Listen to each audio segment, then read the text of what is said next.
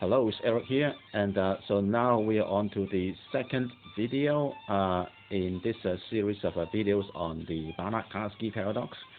And then, so just to recap what we did last time, and then so we were saying that we have a sphere, and then we can represent this sphere using all the infinite number of points on the sphere, yeah. And then we say, okay, we chop up this set of infinite number of points into an upper half and then the lower half, And the funny thing is that you can just use the upper half of this infinite set of points to reconstruct the original sphere, and then the lower half of the original set of infinite number of points to reconstruct another copy of the original sphere, And so the question that naturally arises is that, how can you use just one subset of the points to represent the original whole set of points, And it turns out that there is a very funny way to actually conceptualize this kind of method, yeah. And the method is called the Hyper-Webster Dictionary,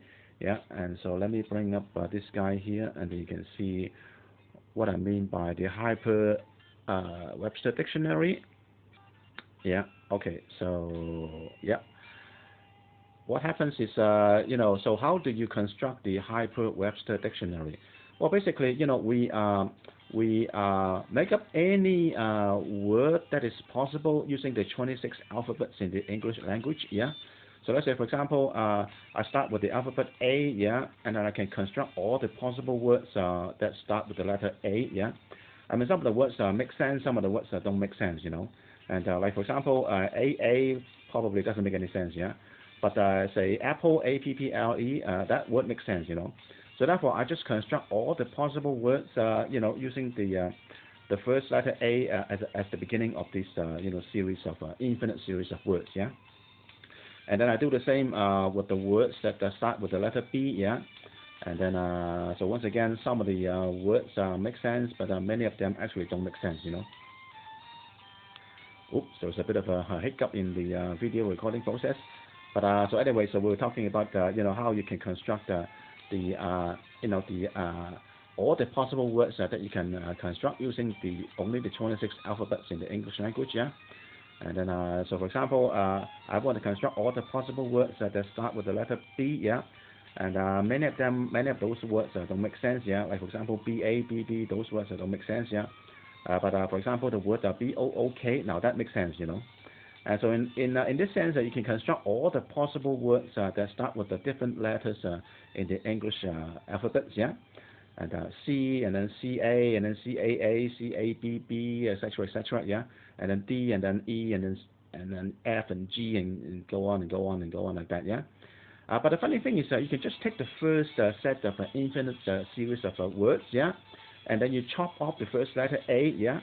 And then the remaining set of infinite words will be able to allow you to recreate the entire set of words in the Hyper-Webster Dictionary, yeah.